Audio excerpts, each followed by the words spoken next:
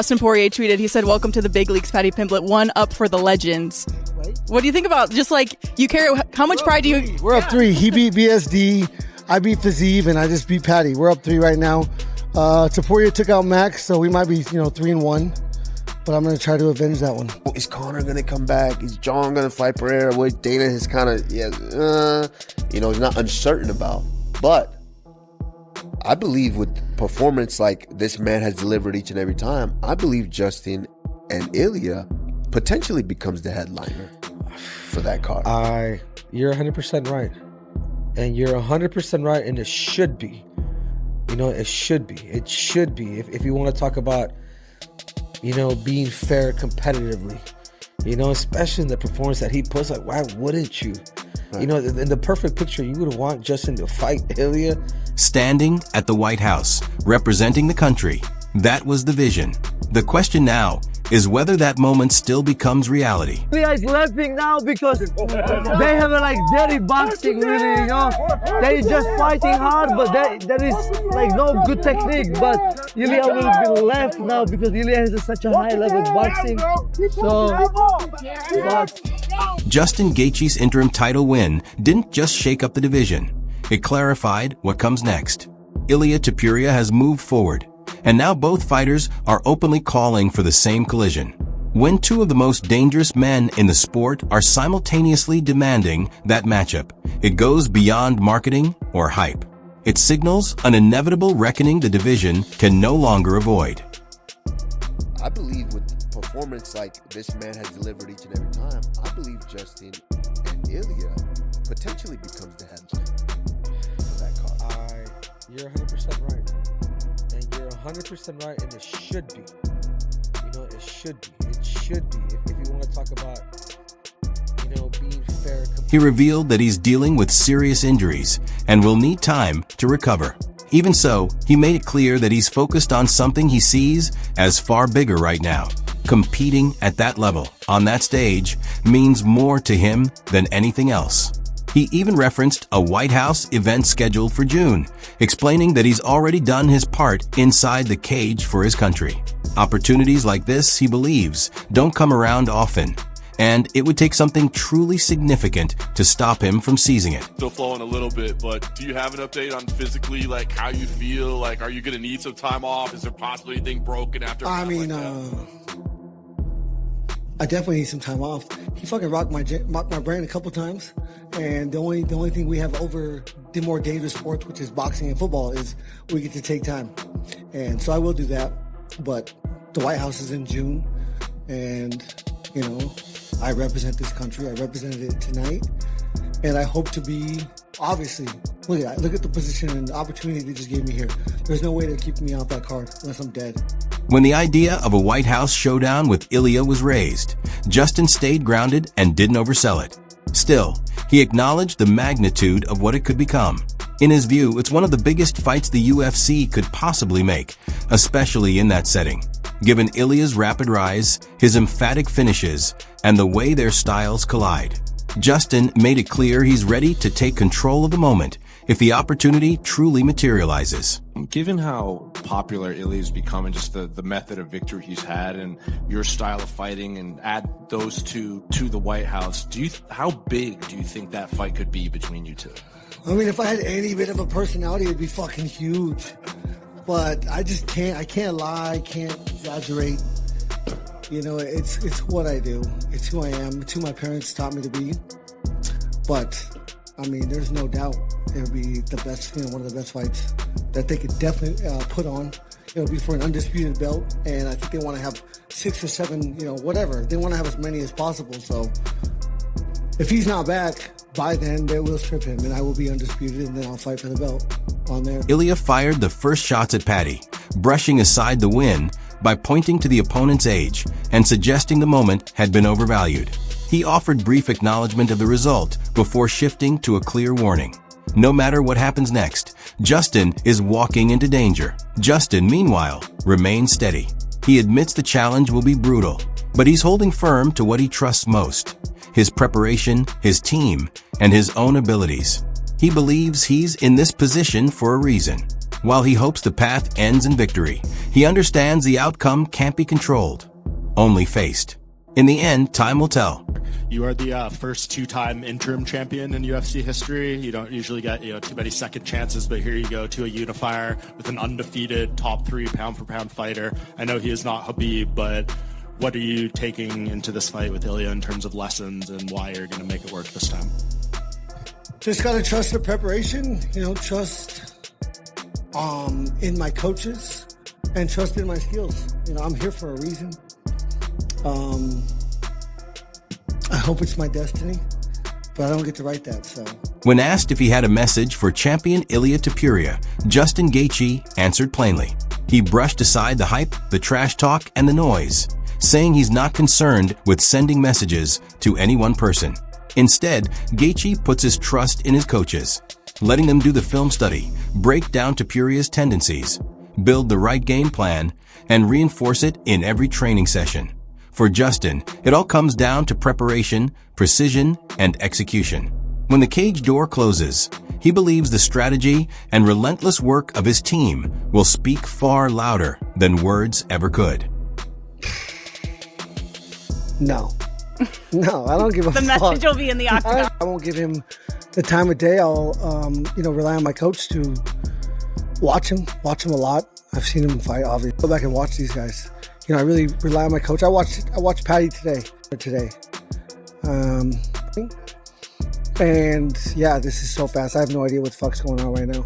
Motivation was never in doubt, even after countless battles. He's still driven by the highest reward the sport offers, a championship opportunity. For him, winning wouldn't just be another result on a record. It would validate every sacrifice he's made inside the UFC. And like Ilya, he believes this moment represents something bigger, the chance to define his legacy and write the final chapter on his own terms. Neck and neck, it was either going to be you, Paddy, or Armin fighting Ilya. Then obviously the news, Ilya wasn't going to fight early this year. At any point, was it frustrating or just difficult to get that motivation? Because it kind of felt like you were right there, and now you have to win one more after already going through all the battles. Was that ever difficult to have to get up for one more challenge before that opportunity? No. I mean, I wanted it to be for a championship. This makes me a champion on paper with the UFC, so I'm very proud of what I accomplished tonight. I'm proud of the opportunity that it's gained me to fight a guy like Ilya. And this is everything I've ever wanted. This chance to write the end of my last chapter.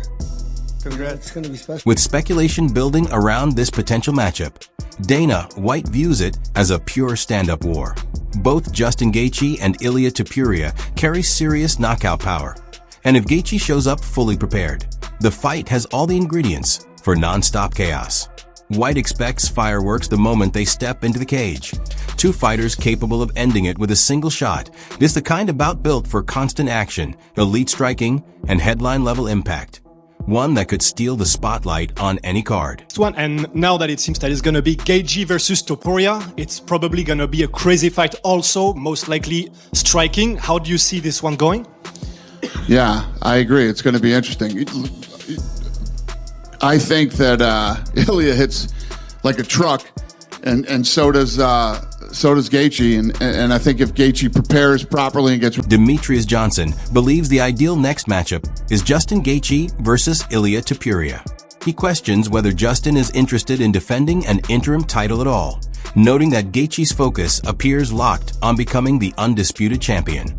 Looking ahead, Johnson describes Topuria as a highly disciplined, calculated fighter with serious knockout power, something he's already proven against elite names like Charles Oliveira and Max Holloway. Johnson expects Ilya to stay calm under pressure, keep a tight guard, and read the fight as it unfolds rather than forcing exchanges. That patience, combined with speed and power, is what makes the matchup dangerous, and why the fight could unfold at a blistering pace from the opening moments. Ilia Topuria, or he's going to fight Armin Sarukian, and I think the right thing is for him to fight Ilia Topuria, but if Ilia Topuria is not ready, I'm not sure if Justin Gaethje, I think he really wants that undisputed, and hopefully we get Ilia Topuria. Now, when I look forward to Ilia Topuria versus Justin Gaethje, I think Ilia Topuria is just way too disciplined on the feet. I think he has the knockout power. You look what he's done against Charles Oliveira. You look what he's done against Max Holloway. Ilia Topuria is very strategic, disciplined, where he's going to have his hands up. He's going to pot. He's going to get a look at what's going on. I just feel like he's a way cleaner boxer, and he puts his combinations together 1, 2, 3, nothing overzealous, but a fight's a fight. When it comes to Arman Tsarukyan, Johnson sees him as a fighter caught in the middle of the UFC's broader plans. Ideally, he believes Tsarukyan should face Gaethje next. But with Justin likely holding out for an undisputed title shot against Topuria, that matchup may have to wait. In the meantime, Tsarukyan will continue building his profile and staying active. Johnson's hope is simple. Eventually, Tsarukyan and Gaethje settle it in the cage, and the winner earns the right to challenge Topuria. Get it done. Now, how does Arman fit into this? I think Arman is the beck and call of the UFC, meaning that the UFC dictates what's going to be next for Arman Tsarukyan. I think Justin Gaethje might hang on to the undisputed. He might wait for the undisputed opportunity to fight Ilia Topuria. That happens, you're going to have Arman Tsarukyan keep going on these wild side quests by doing more media and also doing more grappling, which is fine. I wish he would get the opportunity to fight Justin Gaethje, and then those guys can decide between Justin Gaethje and Arman Tsarukyan if whoever wins can fight. Ara Usman and Henry Cejudo agree that, given Justin Gaethje's level of performance, a matchup with Ilia Topuria has all the makings of a main event. Both fighters bring elite skill, power, and excitement, promising a contest fans would be eager to see. From a purely competitive perspective, they emphasize that this is exactly the kind of fight that deserves the spotlight. I believe with performance like this man has delivered each and every time, I believe Justin and Ilia potentially becomes the headliner for that card. You're 100% right. And you're 100% right, and it should be. You know, it should be. It should be. If you want to talk about, you know, being fair. While Justin's performance against Paddy Pimblett was impressive, facing Ilia Topuria presents a far different challenge. Observers note that Topuria is a highly skilled close-range fighter, combining sharp defensive instincts with precise offense. The mistakes Gaethje could exploit against Pimblett may not be available here.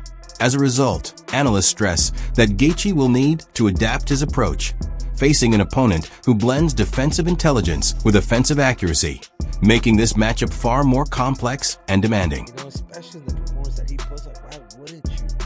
You know, in the perfect picture, you would want Justin to fight Ilia.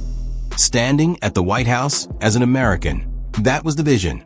The question now is whether that moment will actually come to pass. No matter how much we hype it or celebrate the idea, this is something unique, distinct, and unlike anything else in the sport. It is different.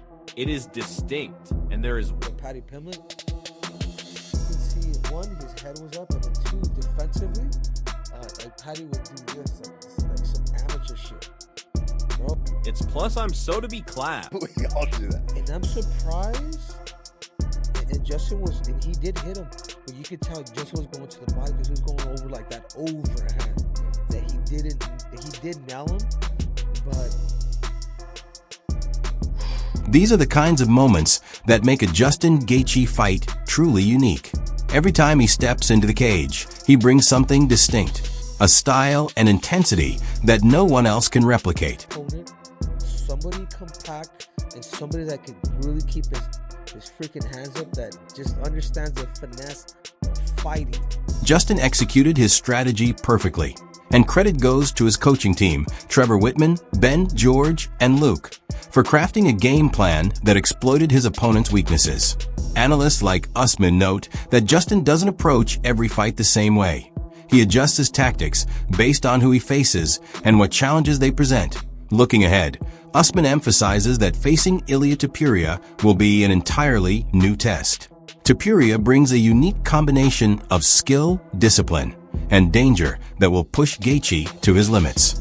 While Justin accomplished what he set out to do in his previous fights, it's clear that his next challenge will demand even more from both him and his coaching team. Luke, they put together a game plan for the You really don't see Justin look like that. What did Justin look like that when he fought Faziev? Has Justin looked like that when he fought earlier fights with Barboza? Did he look like that when he fought Cowboy? Did he look like that when he fought? I think it's you shape the game plan based on the opponent and based on whatever they're giving you out there. So I think that's